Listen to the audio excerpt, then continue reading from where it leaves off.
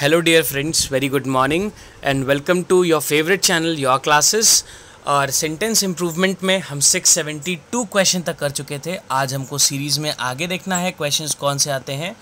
673 से 692 यानी कि 20 क्वेश्चंस आज हम कवर करने वाले हैं। लाइव जुड़े रहिएगा, सारे क्वेश्चंस को खुद से भी अटेम्प्ट करते रहिए और अपना जो भी स्कोर होता है वो मुझे रोज़ ज़रूर बताते रहा करिए। शिवम, आई होप आप मुझे स्कोर डेली बताते हैं, ऐसे ही बाकी लर्नर्स भी शिवम की तरह मुझे स्कोर ज़रूर बताया करिए।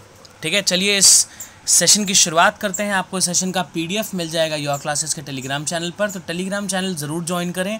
टेलीग्राम पे आपको लिखना है योर क्लासेस और आपको टेलीग्राम चैनल ज्वाइन करके फ्री पीडीएफ्स को डाउनलोड कर लेनी है।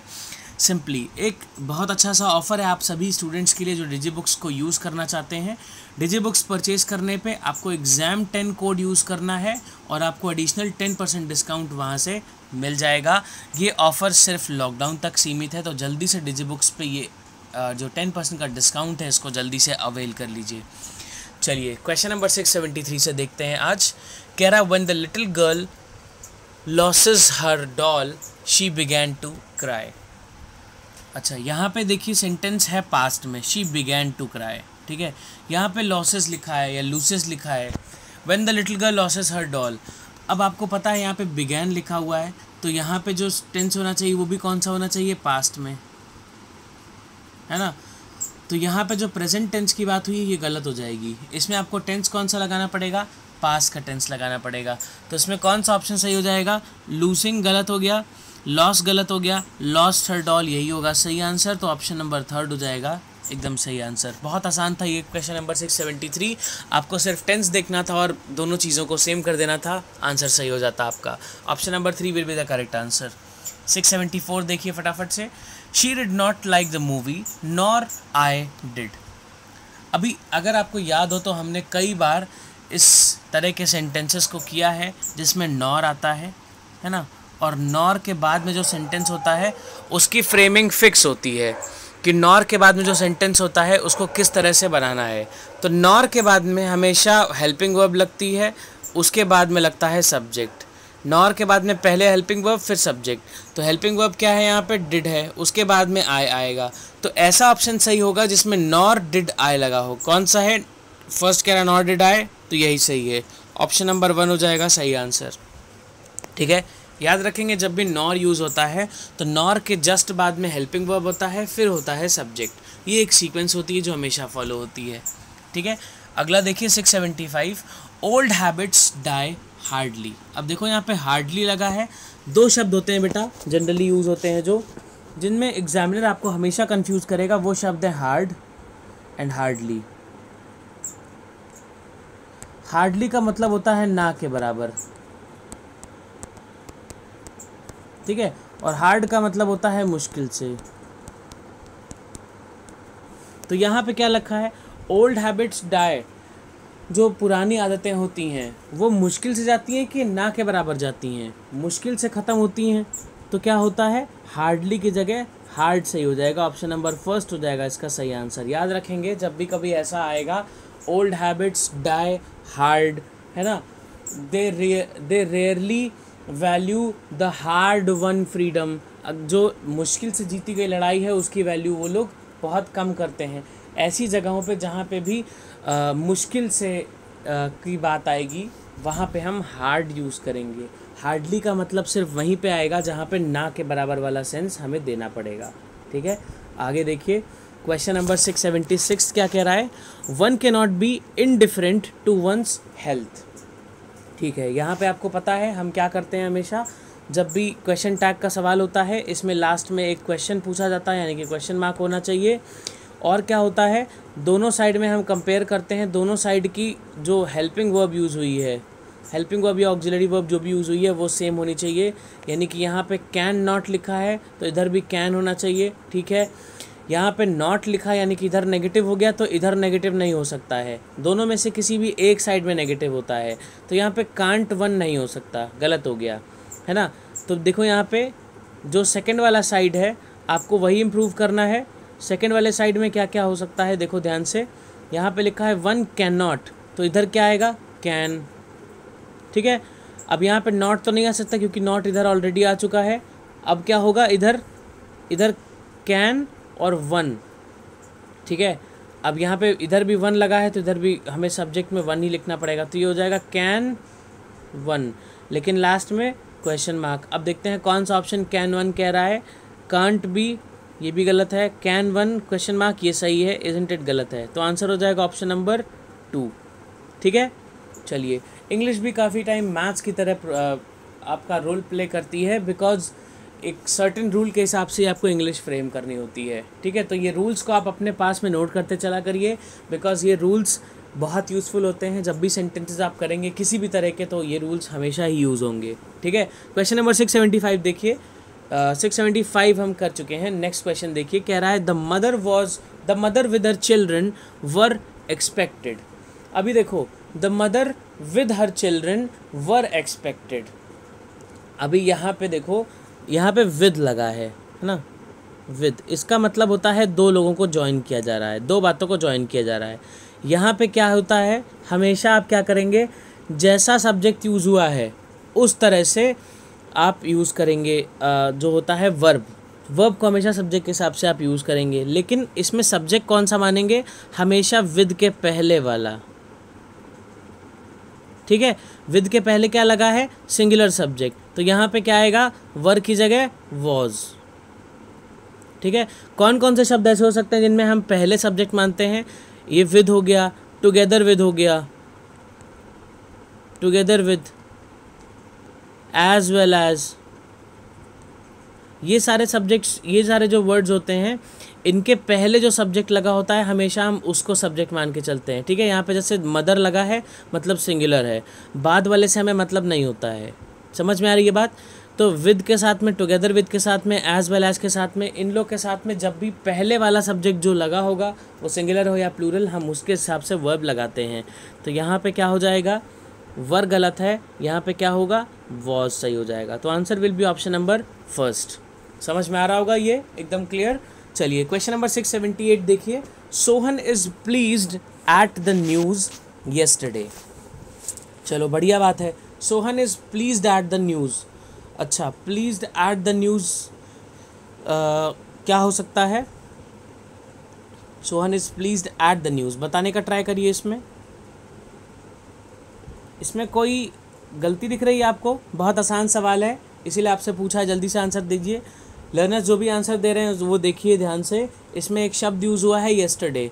हम इस चीज़ को रोज़ डिस्कस करते हैं लगभग, कि जब भी एक पास्ट इंडिकेटिंग वर्ड दिया हो, yesterday, a day before, a night before, a week ago, a month ago, ऐसा कुछ दिया हो जिससे क्लियर पास्ट दिख रहा हो, तो हम हमेशा वर्ब की सेकेंड फॉर्म को यूज़ करना चाहते हैं, ठीक है, या वर्ब की सेकेंड फॉर्म को यूज़ करते हैं। तो सोहन इज़ प्लीज्ड तो पॉसिबल ही नहीं है, Sohan was pleased he possible है ना। तो आंसर हो जाएगा ऑप्शन नंबर 3। बहुत ही आसान क्वेश्चन था ये। क्वेश्चन नंबर 679 देखिए, the octopus uses it's arms for hunting and locomotion. इसमें क्या हो सकता है, जल्दी से देखिए। अब देखो, जो ऑक्टोपस होता है ना, उसके पास हाथ होते हैं या पैर होते हैं, ये आप आइडेंटिफाई नहीं कर पाओगे, है ना। तो उनके लिए क्या, उनके पास क्या होते हैं, ऑक्टोपस के पास में होते हैं टेंटिकल्स। याद रखिएगा, जो टेंटिकल्स हैं ये होते हैं ऑक्टोपस के पास में। टेंटिकल्स क्या होते हैं, टेंटिकल्स के पास में किसी भी चीज़, टेंटिकल्स का काम होता है किसी भी चीज़ को पकड़ना, ठीक है, या फिर ऑक्टोपस को मूव कराना, या फिर उसको फूड या खाना दिलाने में हेल्प करते हैं, जो किसी भी चीज़ को पकड़ के या फिर आगे स्विम करके या फिर शिकार को पकड़ के जो मदद करते हैं, वो काम होता है टेंटिकल्स का। जो हाथों की तरह लगे होते हैं उनको हम टेंटिकल्स बोलते हैं, ठीक है। तो जो ऑक्टोपस होता है वो टेंटिकल्स को यूज़ करता है। फिन्स क्या होती हैं, फिन्स टिपिकली फ़िश की पार्ट में होती हैं। दूसरी बात है, वो बॉडी से एकदम चिपकी होती हैं। जैसे ये फ़िश तो नहीं है, ये देखिए मैं फिर बताता हूँ। जैसे ये फ़िश है ना, तो यहाँ पे फिन्स लगी होंगी जो बॉडी से एकदम चिपकी हुई होंगी। अब इससे शिकार करना पॉसिबल नहीं होता, या तो सीधा मछली मुंह से शिकार करे या फिर उसके पास टेंटिकल्स होने चाहिए, ठीक है।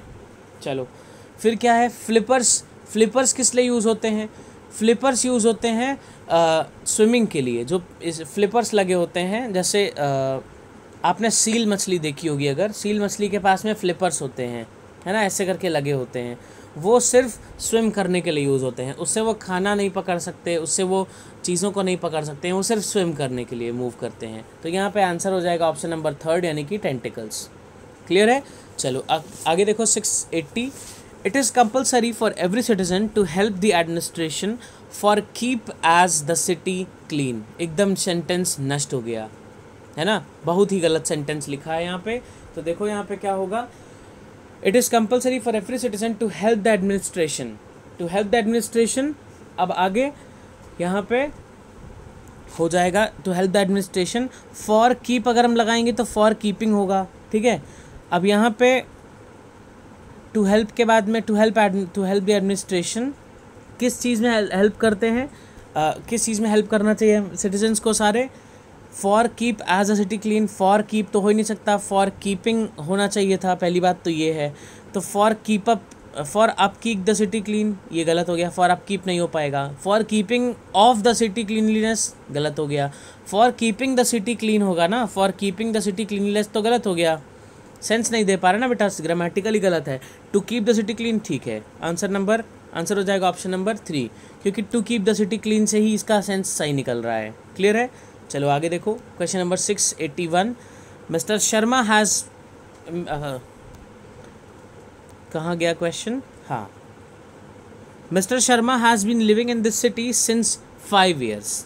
अब देखो यहाँ पे हमने बात किया था सिंस हम तब यूज़ करते हैं जब एक शब्द में टाइम लिखा रहता है, जैसे 1987 सॉरी 5, जैसे लिखा है 1985। अगर मैं बोलता mister Sharma has been living in this city since 1985 तो क्या लग जाता, सिंस, क्योंकि एक शब्द में लिखा है टाइम। शब्द कितने लिखे हैं यहाँ पे, 5 years, यानी कि शब्द कितने हो गए, 2, तो क्या लगाएंगे बेटा, फॉर। समझ में आ गया? ऑप्शन नंबर 1 हो जाएगा सही आंसर। क्लियर है? ये बहुत आसान तरीका है, आप इसको फॉलो करेंगे तो चीज़ें काफ़ी आसान लगेंगी आपको, ठीक है। एक से ज़्यादा शब्दों में जब टाइम लिखा हो तो उसको आप फॉर लगा के डिनोट करें, और एक ही शब्द में लिखा है यानी कि एक ही डिजिट लिखी है तो उसको आप सिंस लगा के करिए, आसान रहेगा आपके लिए, बहुत आसान रहेगा, ठीक है। चलिए 682 देखिए। Kamal suggestion was greeted with hoots of laughter. ठीक है, किसी का सजेशन होता है, वो किस तरह से ग्रीट किया गया या किस तरह से लिया गया, उसके लिए हम विद लगाते हैं। इसमें कोई इम्प्रूवमेंट की ज़रूरत नहीं है, क्वेश्चन एकदम सही है।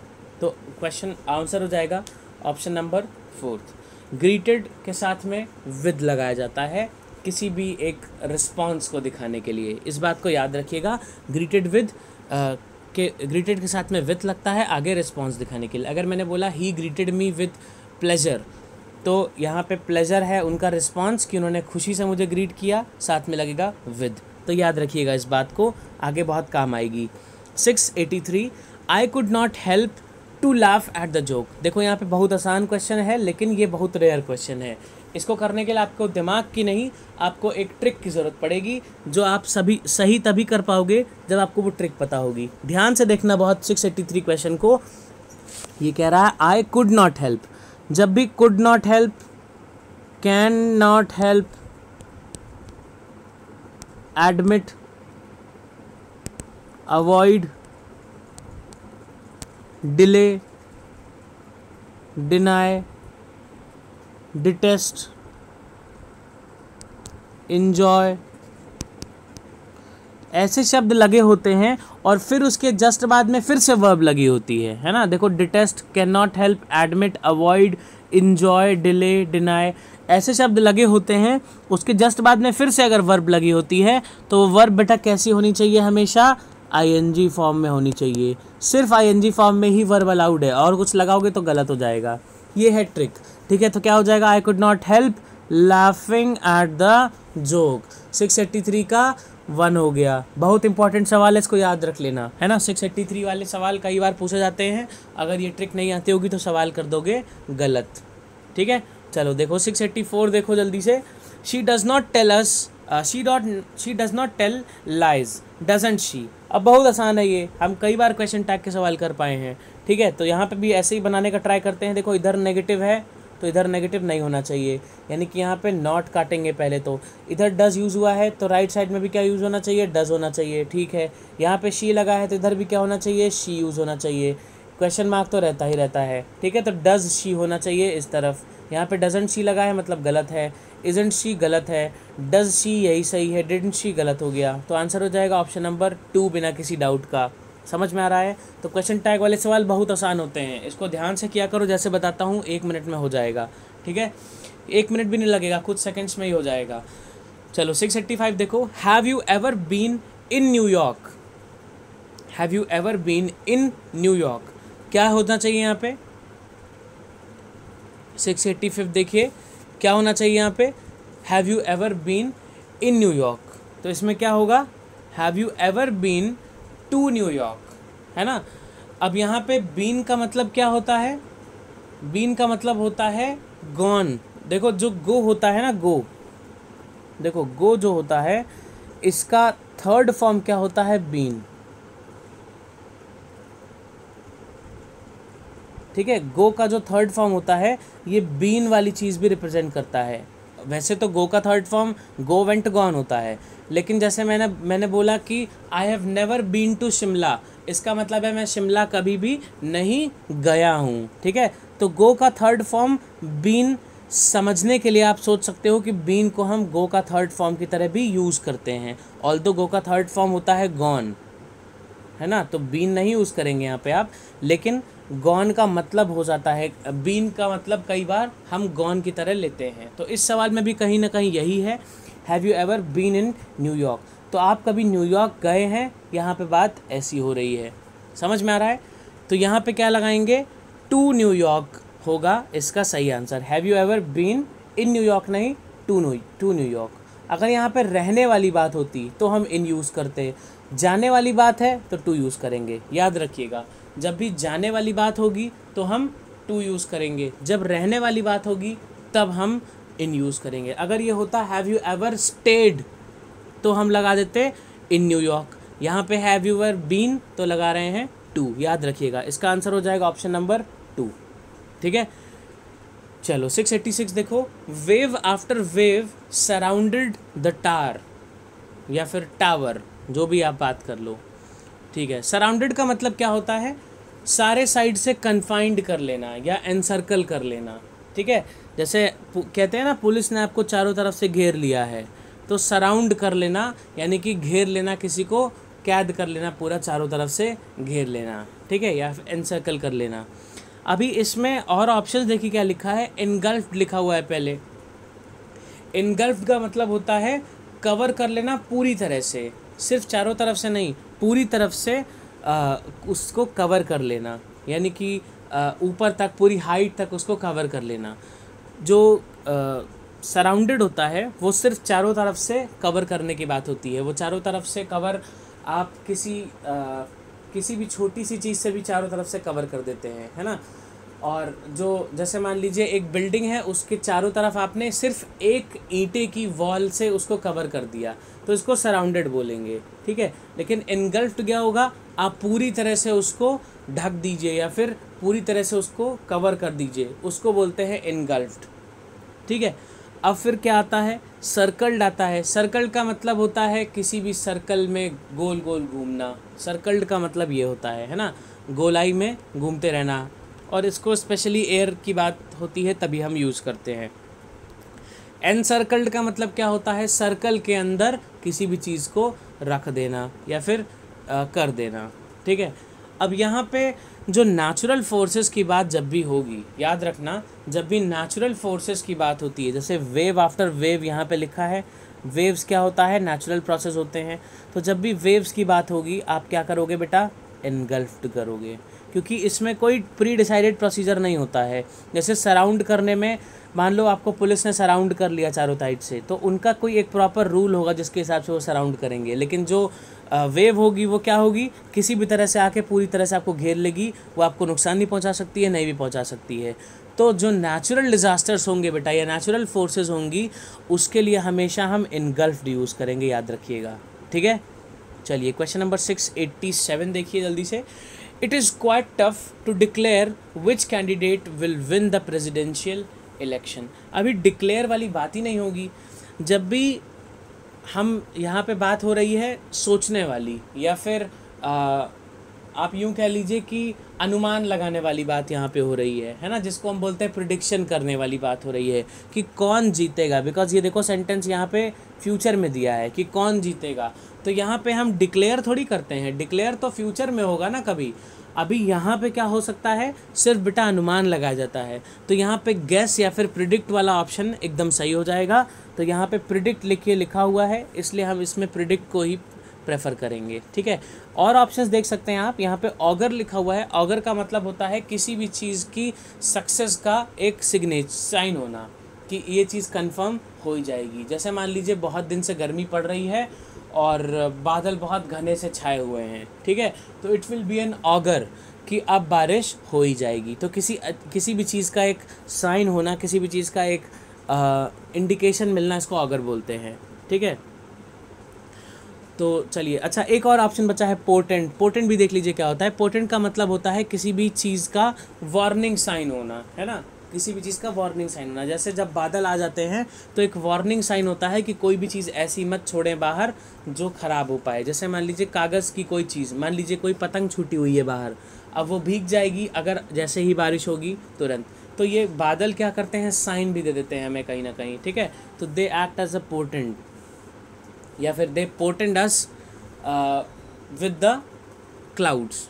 ठीक है, चलिए आगे देखते हैं। 688 कह रहा है transcoding has one of the items in the new syllabus.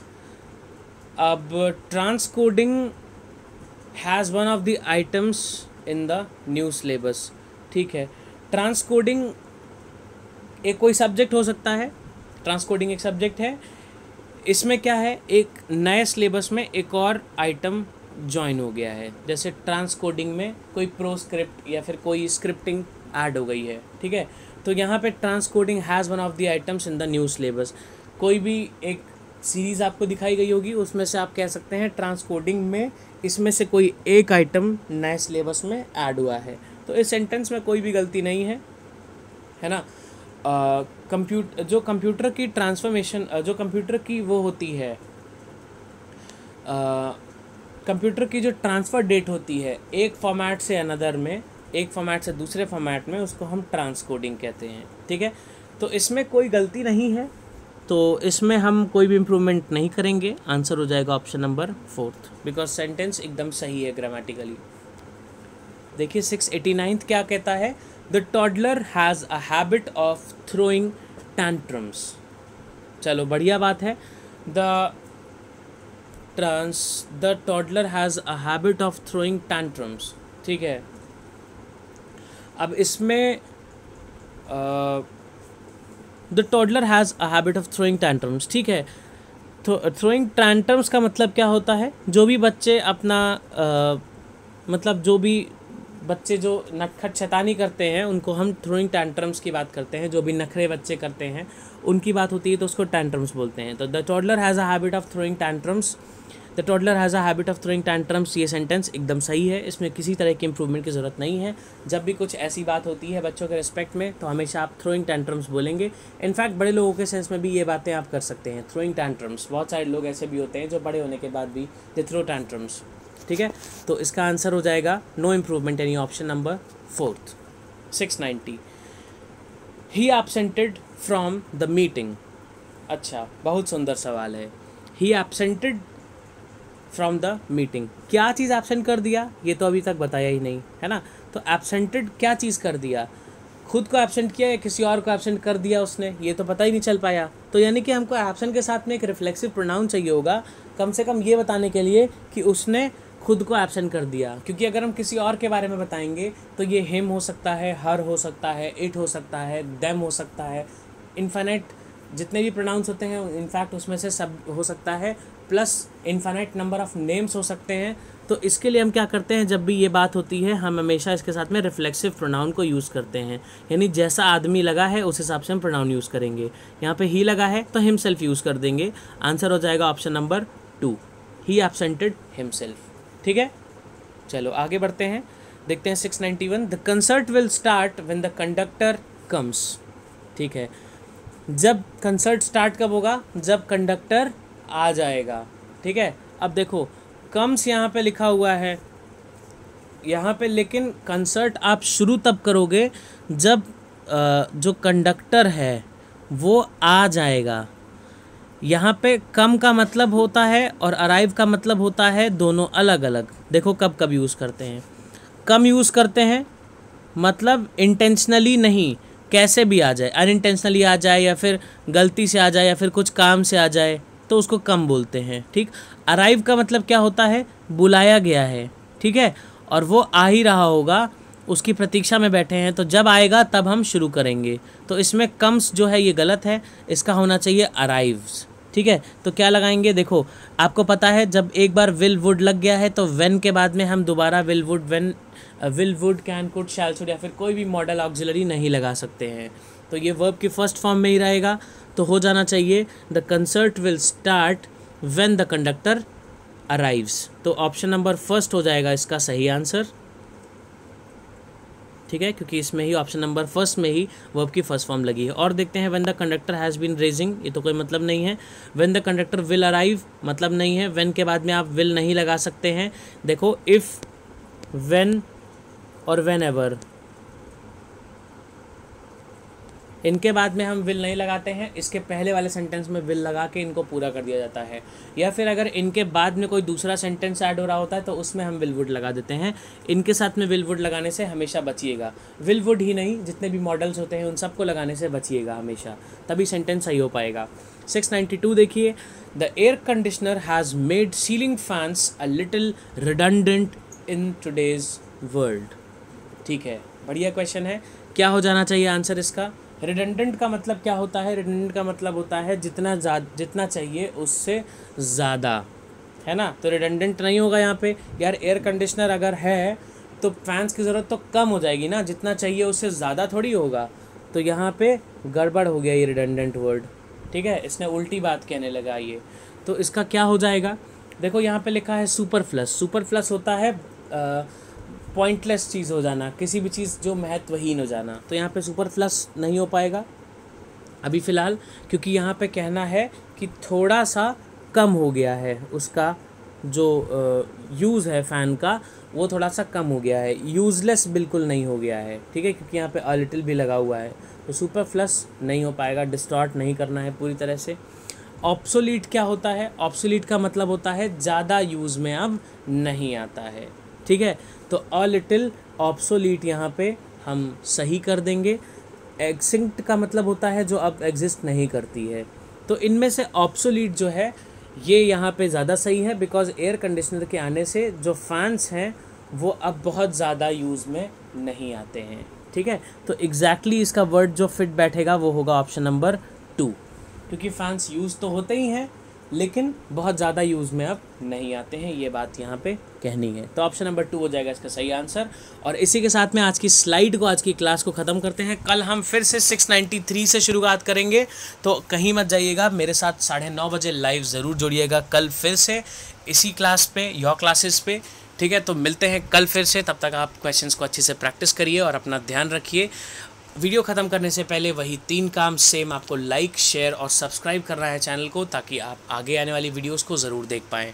ठीक है, चलिए, thank you and take care.